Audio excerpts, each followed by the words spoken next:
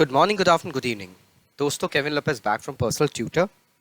Standard 12th History, Chapter Bhakti Sufi Tradition का last topic Reconstructing Histories of Religious Traditions हम समझ रहे हैं.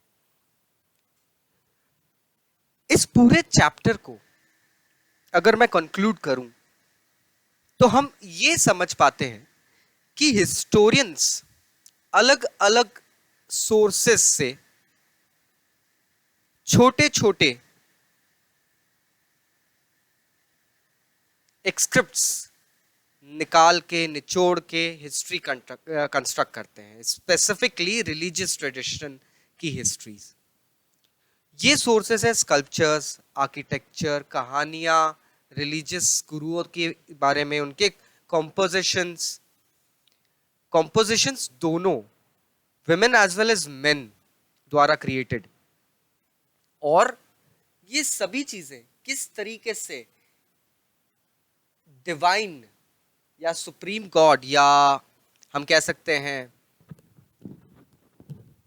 विधाता से कनेक्ट या उसे समझने की कोशिश में लगते थे.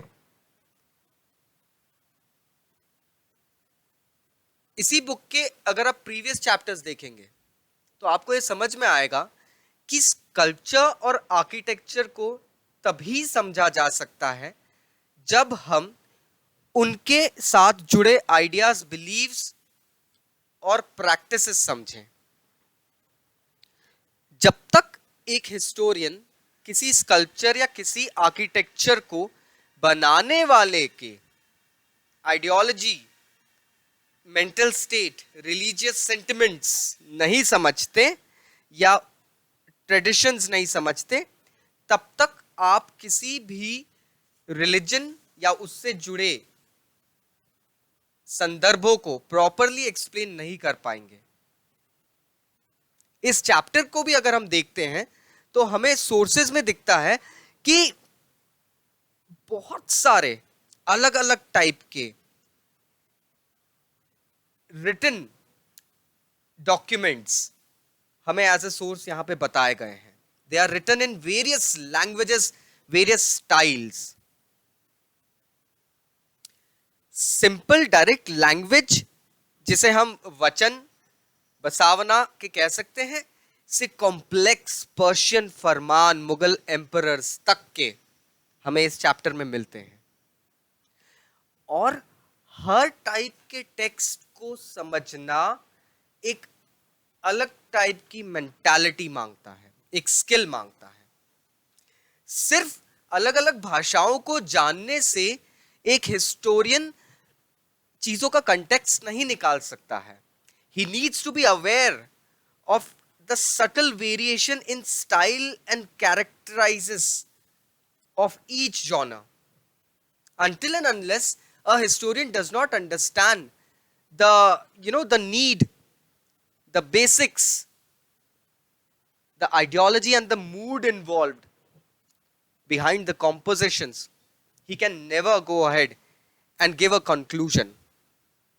दोस्तों, रिलीजियस कंटेक्स्ट के बारे में अगर आपको कुछ रेवलेशन देना है तो one needs to be very very peculiar, because आपका एक गलत कॉनोनेशन एक पूरे रिलीजियस सेक्टर को, उसके सेंटिमेंट्स को हर्ट कर सकता है.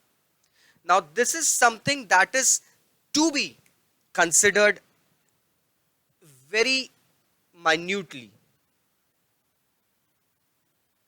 इस चैप्टर में हमें यह समझ में आता है कि हिस्टोरियंस बेसिक कंसेप्चुअलिटी को तो इनकलकेट कर ही रहे हैं, साथ ही साथ उसके पीछे छुपे रीजंस को भी इंटरप्रेट करने की कोशिश करते हैं.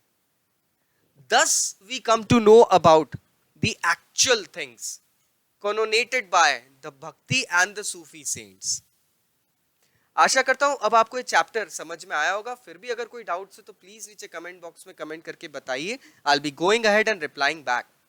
मैं एक बार और आप सभी को बताना चाहूंगा that we have started successfully giving out one-on-one personal online classes to all our subscribers, our students who request for them. So if you also are interested, please नीचे दिए गए कॉन्टैक्ट नंबर पे कॉन्टैक्ट करिए and we'll be getting back to you. Thank you very much. Stay safe. Take care.